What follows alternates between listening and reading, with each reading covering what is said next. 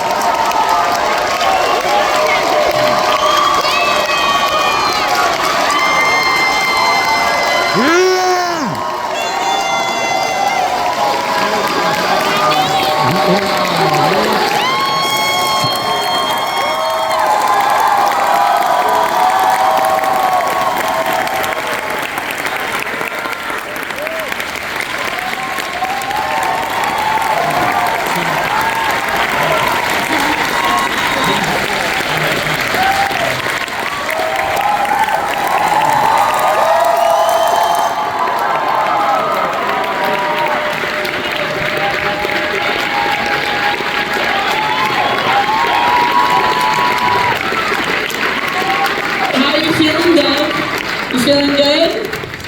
Fucking overwhelming. Wow,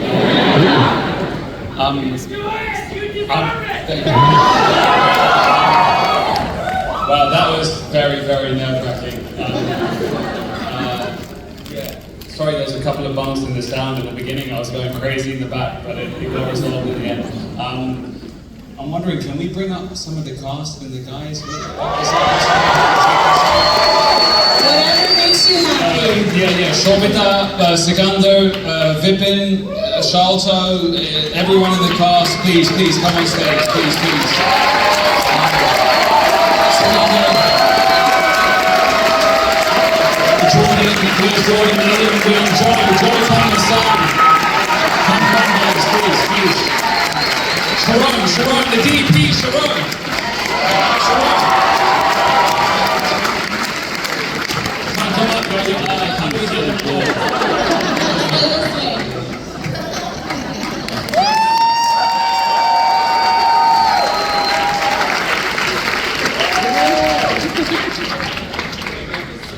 Coming, sorry.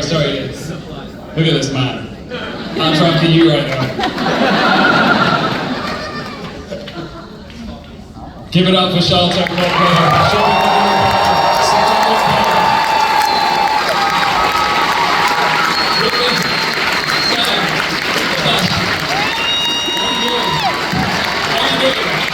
Sharon, the DP, Joe, where's Joe, the producer? Is Jordan still here? Win, Ian? Hey, where are you guys?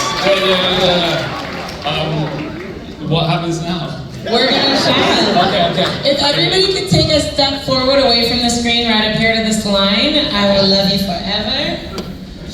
Alright, so now you can put more questions for all of our amazing participants.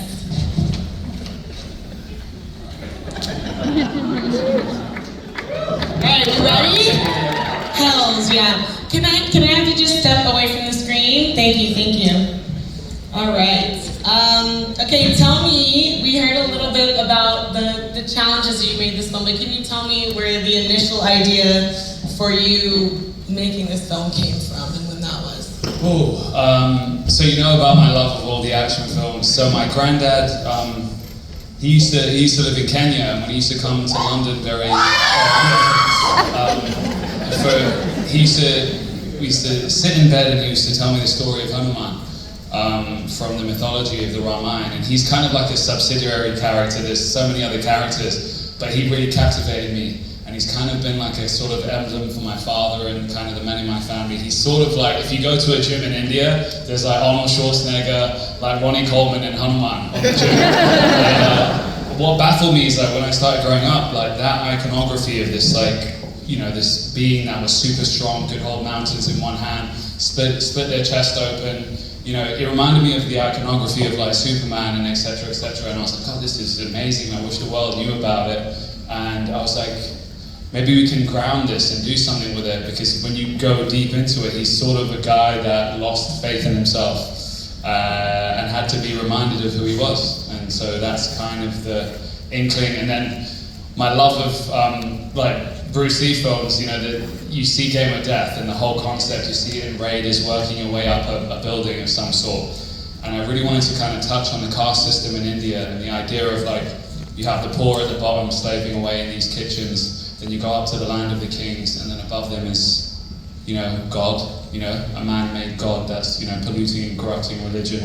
And then you have heaven, where he kind of sort of meets his mother again.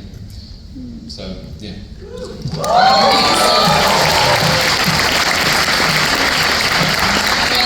don't have a ton of all the mics out here. Can we bring out our other mics and hand them out? Can we talk a little bit about how each of the people that you brought up, I'm so sorry, I didn't have the list, how you got involved in the project, what the process of you being cast was?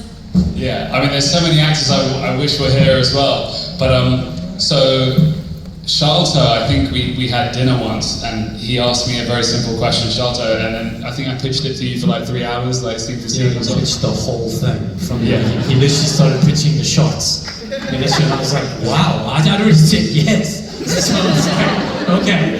And I really am blown away, Dev. It's the first time that I've seen it. These guys haven't seen it yet. It's pretty crazy.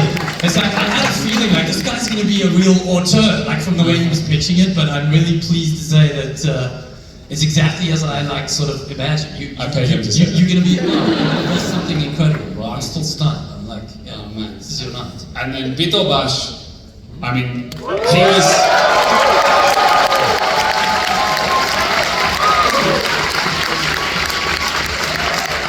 I don't know how much charisma can be packed in this size of an individual, but I wrote the part for Vito Bash, and we'd known each other a bit, and so that was his, and all the jokes just flowed from there. Sikandar, funnily enough, you know, now he's a huge star in India, but you know, he came to us in an open casting call, so did Shobita, and Sikandar came with a plastic bag full of like a police costume and everything, and did the whole thing. But they wrote that role for me. And he was great, and when the film was like kind of going away and blah blah blah, I was on the island and I had this thing, I was like, oh my god, that guy, Sikandar, and he came in and we trained and beat the shit out of each other. He beat me up, he broke my hand, he's the one that did that. And then Shobita came in and just blew us away with her.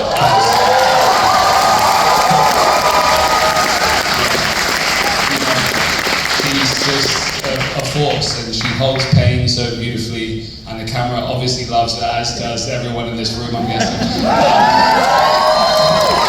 Sammy and me, you know, he's a producer that's worked with me for a very long time, from Marigold Hotel onwards, and we started a company. Vipin, I did a film called Hotel Mumbai with, and he was absolutely phenomenal, and for me, he's soulful, you know, and he's such a kind, beautiful human being, and so he was always my alpha, and then Joe over there is, you know, been with me from day one. Without him, I would be lost. He is my Hanuman.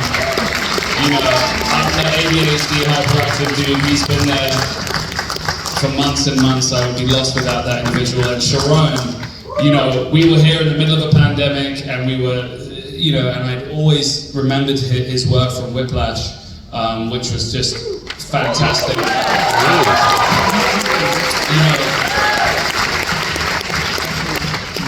You know, we immediately got along, and we're like a married couple. You know, like there's so much love, bickering all the time, whatever. But actually, he's always down and game, and I mean, like there wasn't a single piece of camera equipment, right, that worked, right? Like it was so much. Oh, you got a mic anyway. And so like that shot, remember in Diwali where the camera's like swinging over the people, we didn't have, the crane broke. So I was like, fuck, what do we do? So we're like, let's put it on a rope, let's swing it, and then we're just trombing each other. I'm like, what if we could detach it whilst it's swinging and then run through the crowd? And it's just like constantly we're trying to find a way into the fights, under the armpit of the action, and then like find a different calibration. And the drumming scene that you see, the Indian classical kind of bag thing, we shot that, that man is Ustad Zakir Hussain, who played with Ravi Shankar on the guitar. You know, there's an individual called Raghu who was with me he couldn't be here today, but he was like by my side as well from day one, and he was a big fan of Indian classical music, and it's sort of it's not a dying art form, but it's like certainly not in the zeitgeist in India, and I was like, okay, let's take that, revitalize it, and give these guys our rocky sequence with some social context and make it a kind of jazz musical call and answer. So that's where that came from. But yeah, I mean, we started in India and then went to the island, 2 weeks before production, we were getting called that we were going to be shut down, COVID, it was madness, and we just constantly, it was like a process of ferocity and to get it done. But yeah, we're here, yeah. Fuck yes you are. I was gonna ask, when did you know that it was time for you to step behind the camera? Have you always wanted to be a director? But I feel like, just from listening to you, maybe it was forever. No, actually, to be honest, it was like, again, it was like just, I was just trying to find a way to tell this story. Like, I wanted it out there. And originally, I had a friend to write it, that was hard, and then I ended up like co-writing it, and then we like hid it in a coffee shop in Koreatown in LA for a year, driving my manager and everyone crazy because I didn't take any work, and we're just like, I want to get the vibe of like the Korean films in me, and I'm like, we're writing all day. And then from there, we did a film together, Chappie, and I was pitching, I went to Neil Blomkamp originally.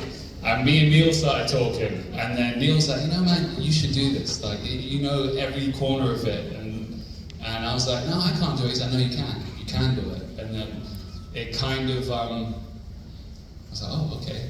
And so I kind of reluctantly got pushed into the driver's seat, and it unfolded from there. Can we talk a little bit about how y'all prepared for this level of stunt work and... Sikandar? Firstly, I just want to say that you guys really love me. I could hear every time. I haven't felt so much love in my life. Thank God my mom wasn't here. But no, man. I mean, it was actually, honestly, one of the toughest shoots, I think, for everybody that went through this. Not only the COVID and the lockdown, but the training that we were doing, the kind of action that we did, the way that Brahim, the action coordinator, he built the sets in this room, and I would just constantly go there every day just so that I would be able to match up with this boy. So insanely awesome. And I didn't imagine it. Like I'm sure most of you all didn't imagine that he'd be so awesome. I swear. And I'm like, dude, man, I gotta stand up to this guy. I gotta get like some kind of action style in as well. So I just remember going there constantly every single day, and he was doing it on his own, and then we just met on set, and I think it just happened. We faced like catastrophe every day. Like, from starting in India, then going to Indonesia, we were originally going to have this amazing, Hollywood stunt team, and then the borders closed and we didn't have anyone. So I was like, shit, what do? We went on YouTube, started looking at videos. We found Brahim, and he was in Thailand, and that border was still open. So we're like, hey man, can you come like tomorrow? And I said, okay. And he came down with a couple of his guys, Kula and Yuna, and Brahim was great. And then he had a guy shooting on a little camera some pre-visits in the stunt room. Now I'm spending really early mornings training with these guys before I go into all these production meetings, and I was like, wow, this guy Stephen is really interesting because he's a stuntman holding a camera. So I'm like, Sharon, I've got this idea. Let's get Stephen to like start being one of the operators in the action sequences. So it was never a duet, it was a threesome. Stephen knew where I was going to be before I was. So if you see some of those movements and stuff, and like in the brothel, we're passing the camera around the credenza and across, and yeah, that was you too. You were on it too. But like, so that was crazy. And then, yeah, I mean, what else can we say? Like, there was a lot of there were challenges every week.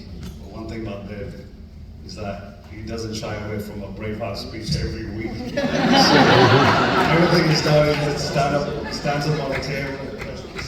Insane speech, and everybody's like, okay, let's get back into it. I mean, like, we lost our production designer who couldn't fly in because of COVID, and the guy that was facilitating, the local facilitator, Pawas, I was like, Pawas, you're on, you're going to production design. So he became the production designer, and he blew it out of the park. There were so many actors that couldn't fly in, so the guy in the wheelchair, he's the tailor. Like, every single person you see in this is like an accountant or a tailor or someone that was in this film. Our dear, jokes aside, our dear gaffer, Yudi, died in the middle of shoot from a heart attack, and that ripped a cannon through all of our chests. And there was just like all of these things, but like we really were a huge family out there. And every time there was an obstacle, I didn't have a camera, I'd take my mobile phone in the tuk-tuk, so one of the shots you see when it gets crashed is my mobile. You saw the horrible pixelated stuff underwater, that's my mobile that Joe shot. I put my makeup on in my bathtub. But it was constantly, we were, that tuk-tuk, Bitobash, tell them about. Oh my God. One horrible tuk-tuk it was. You try to drive it anywhere, but it'll always go right.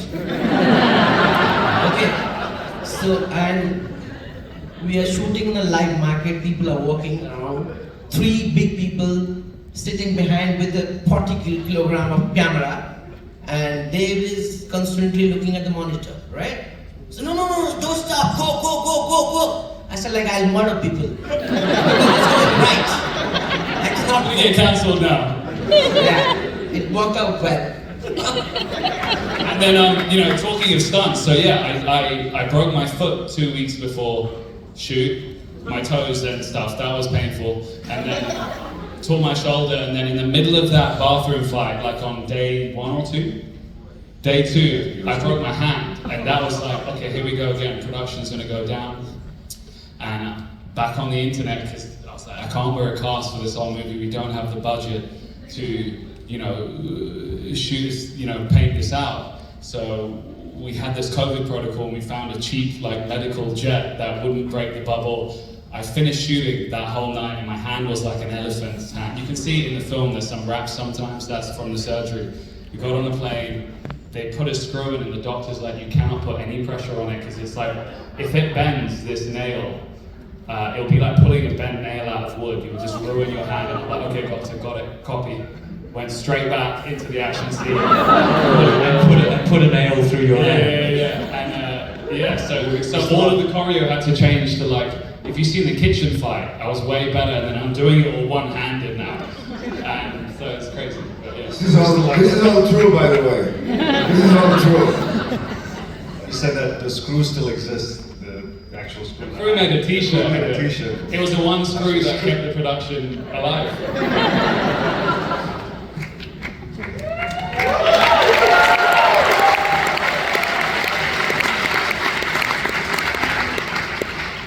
This sounds like it was a party.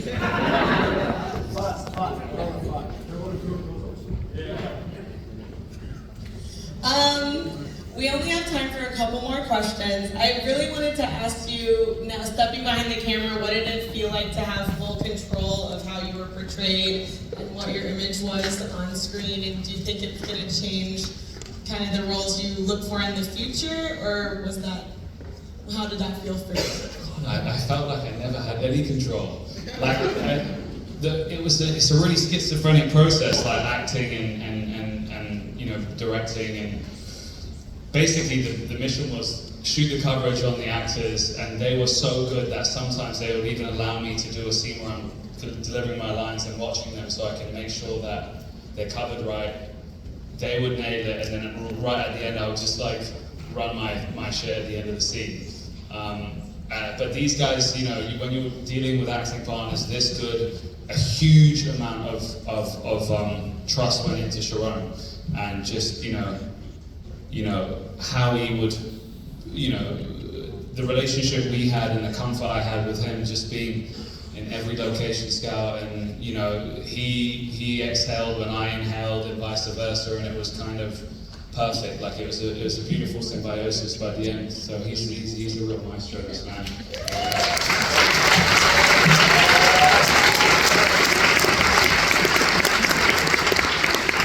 I don't want to get in trouble, but I have a couple audience questions over here that I really want to ask you. This is from Emily. As a strong supporter of more action heroes should bite, what inspired you to create a lead who is willing to truly fight dirty? Oh man, yeah. I mean, yeah, I've got a sick brain. And,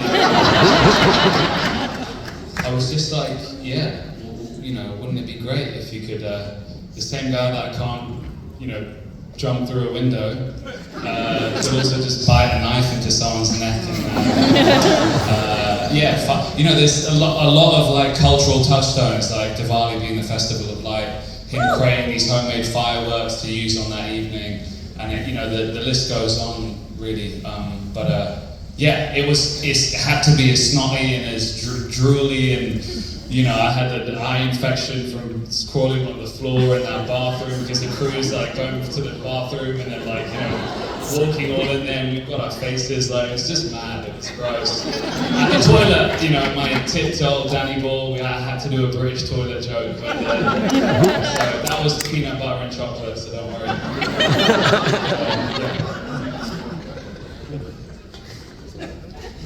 I just feel like it's a miracle y'all survived. I'm losing them, aren't I? No, you're not. You're not. I mean, I think for me watching this, I would definitely never even imagine all of this stuff happening. It seems so. It's like so high energy. Can you talk about like what the key to keeping up that pace? It's kind of relentless, and that's one of the things I love about it, but it doesn't really sacrifice any of the characters. Can you talk about how you achieved that? It's pretty heart-pounding. Yeah, I think it's just like I'm like an Energizer bunny, aren't I? I think that, yeah, but it's like, I guess like my feeling as an actor is what I'm trying to create in the camera. So like those fights and like really being uncomfortably tight, or like feeling those moments of like India is a land of juxtaposition. It's like, you know, extreme noise and heat, and then like absolute, you know, you can be in these like vacuums, you know, and for me it's like, how can we achieve that in the film and have, you know, these things coincide? You've got this kind of like sweaty armpit of this wrestling ring, and then you've got this beautiful club, you know, with wood paneled, you know, and chandeliers and caviar and etc. etc. So it's just trying to highlight those kind of contrasts, and you know, try and make a resourceful hero that, you know, doesn't have all the tools and answers, and he's, you know, befriending a little puppy that can, you know, provide a new avenue, and it's constantly just, you know, trying to do things that are resourceful. So I don't know if I answered that question. I feel like that's how you made this movie. The character and the way he's working, especially with his puppy, I was literally thinking, what about the puppy? I mean, that's a genius idea. Get your dog assistant to work. Yeah. They're gonna get very mad at me if I don't kick us out of here, but I want to say congratulations to everyone on the season. It is amazing. And we want to thank you for